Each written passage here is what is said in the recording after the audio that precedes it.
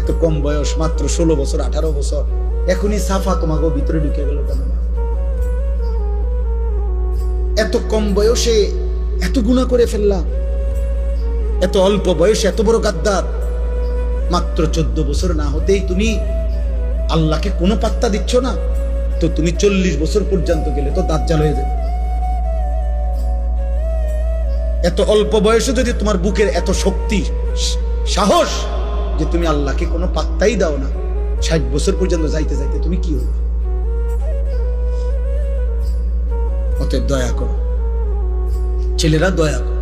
সমবয়সী বন্ধু দিয়া পারতাম, অসভ্য বন্ধু, দুষ্ট শয়তান তোমারে নষ্ট করে দিবে, ও তোমারে ভালো হতে দিবে, ও তোমারে ভালো হতে দিবে।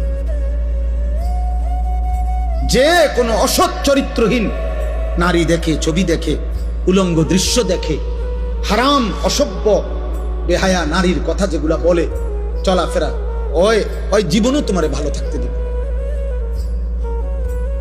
এই পৃথিবীর যেই কোনো মদখোর নেশাখোরকে তুমি জিজ্ঞাসা করে দেখো, ভাই কেমনে নেশা শুরু করছে, বলবে কোনো সমবয়সী অসৎ বন্ধু ধীরে ধীরে আমারে এই নেশার জগতে নিছে। একজন এমন নাই যে নিজের থেকে শুরু করছে।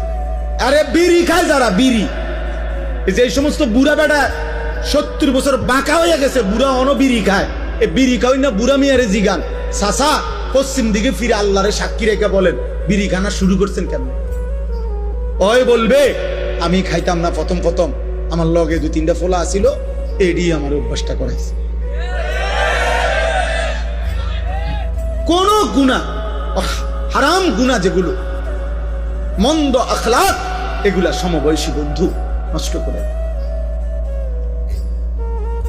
এই জন্য আমি অনুরোধ করছি, নিজেরে বাঁচাও, নিজেরে বাঁচাও, নিজেরে বাঁচাও।